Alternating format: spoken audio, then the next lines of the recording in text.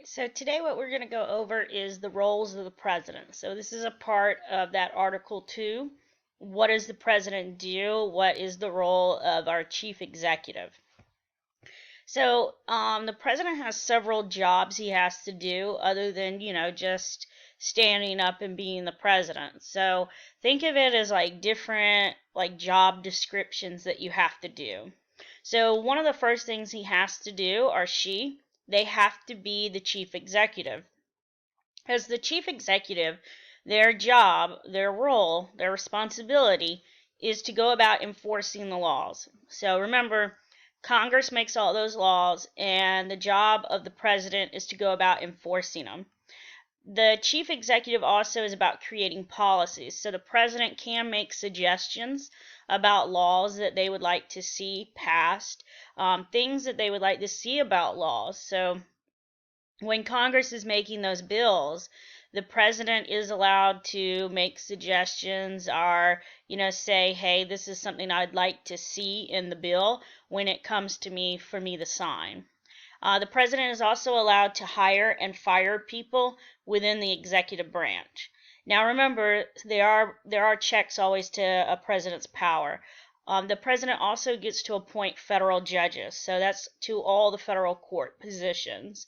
And the Supreme Court is probably one of those most important ones for a president. Remember, after a president is gone from the presidency, whether they serve one term or 2 terms, the Supreme Court justices get their job for life.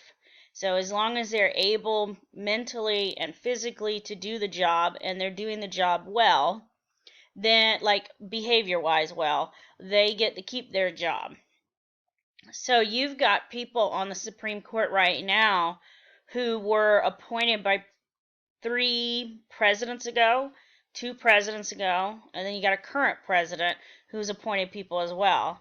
So when you're gone, your justices stay.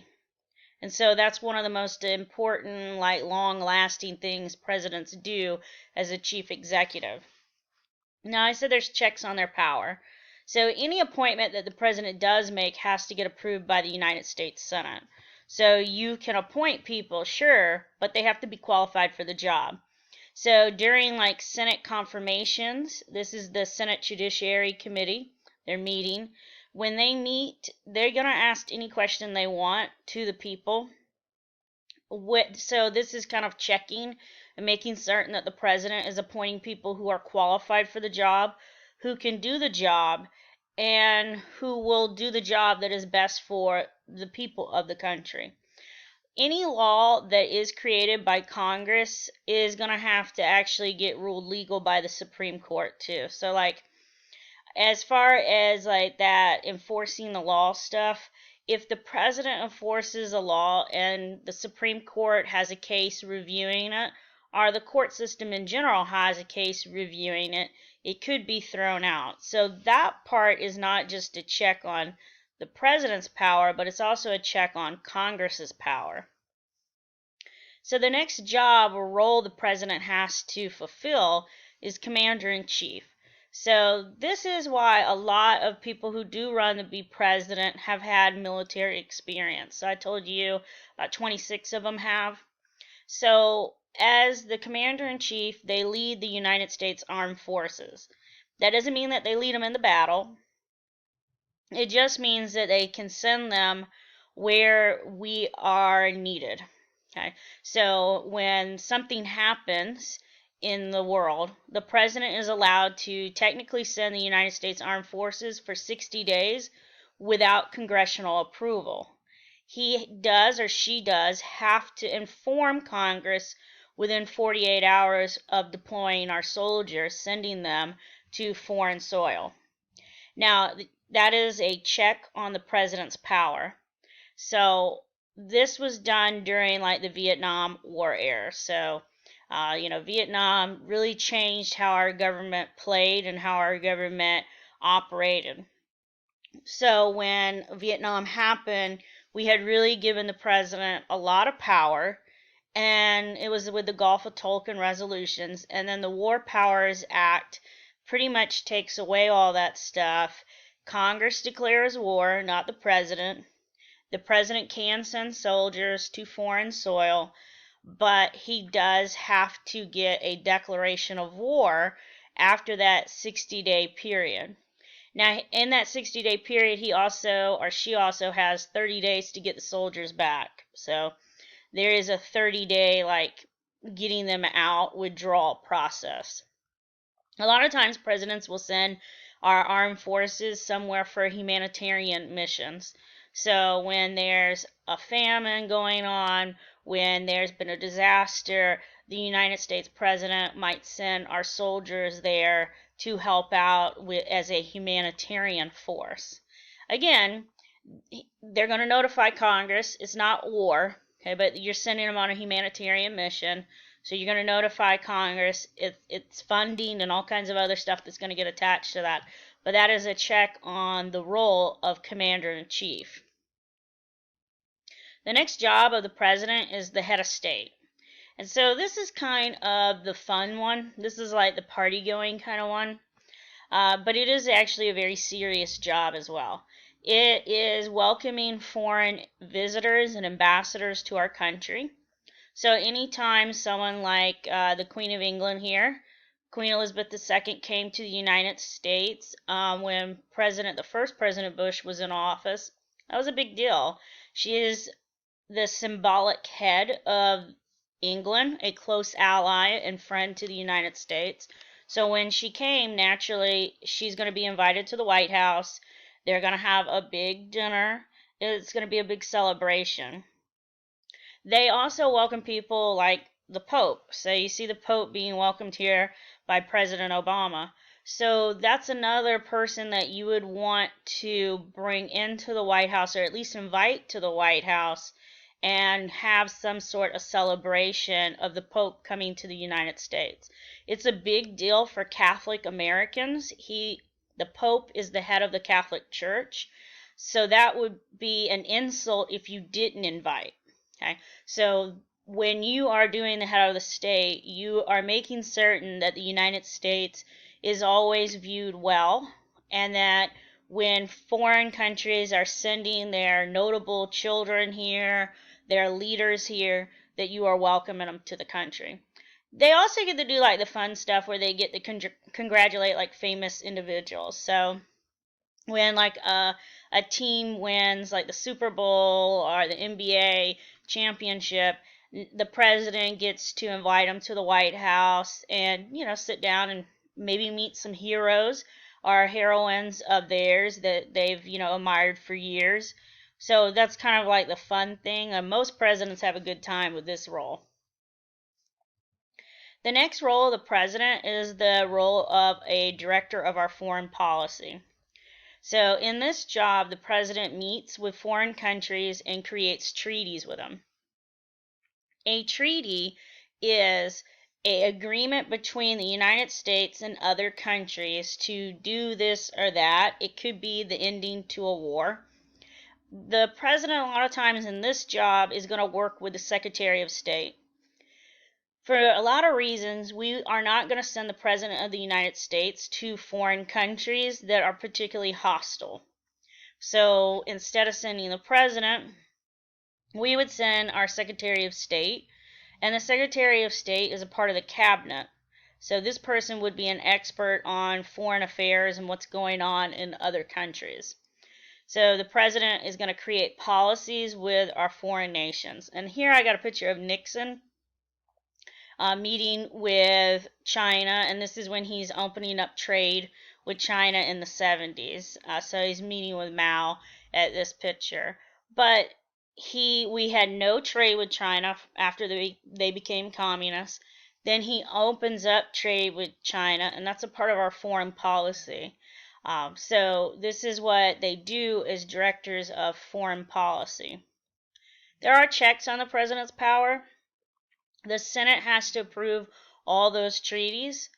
And so if the Senate does not believe that the treaty that the president has signed is in the best interest of the United States, they're not going to sign it. This is why presidents can use executive agreements. So sometimes you're going to see presidents kind of going around the Senate on this one, and they will do executive agreement.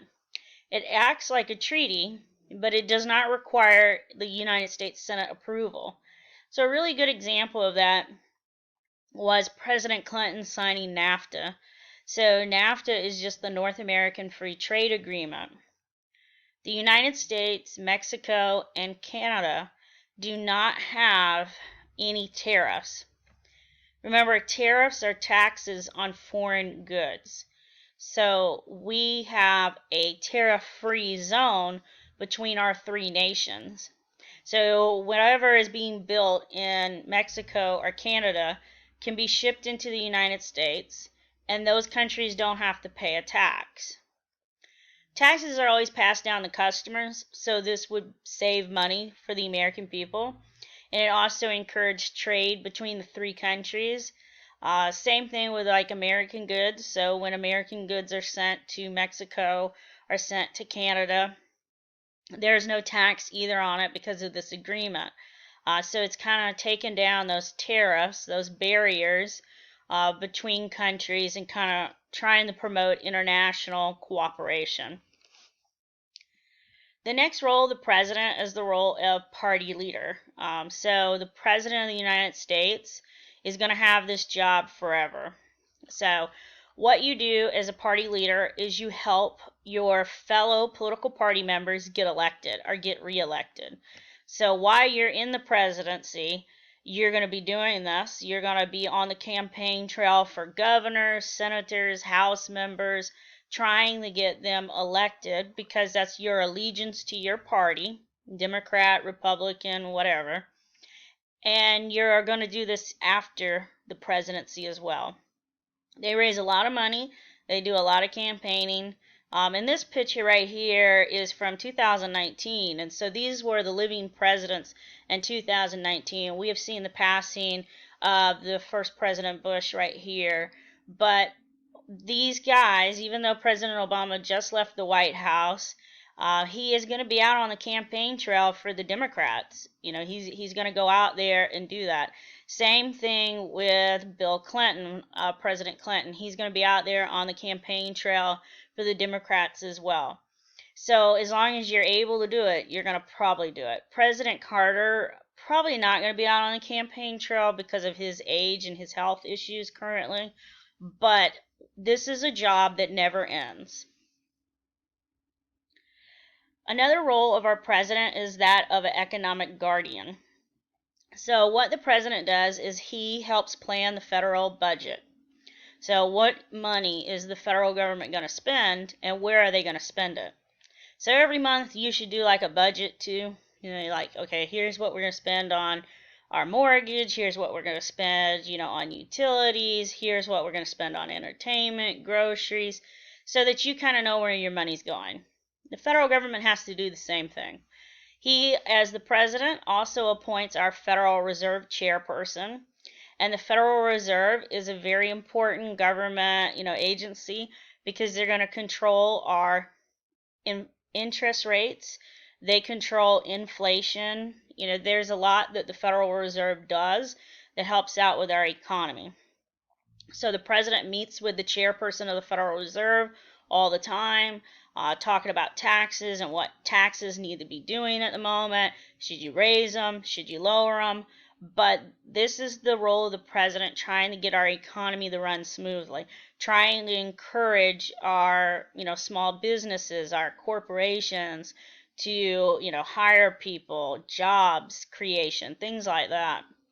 Now, what I showed you here was a picture of our budget. So for like 90 years, you can kind of see where the budget is. Anytime you're in a deficit, that's just a nice word for you're in debt. Okay, so you're spending more money than you're making. A surplus, you've got extra money. So at the end of the month, you've got money in the account. Always what you want. But the federal government's a little bit different than our personal bank accounts. So you can see a lot of times, and particularly when times are tough, when things are happening, like you're looking at Great Depression times, you're looking at war times, you're going to see the government spending more money than they currently have.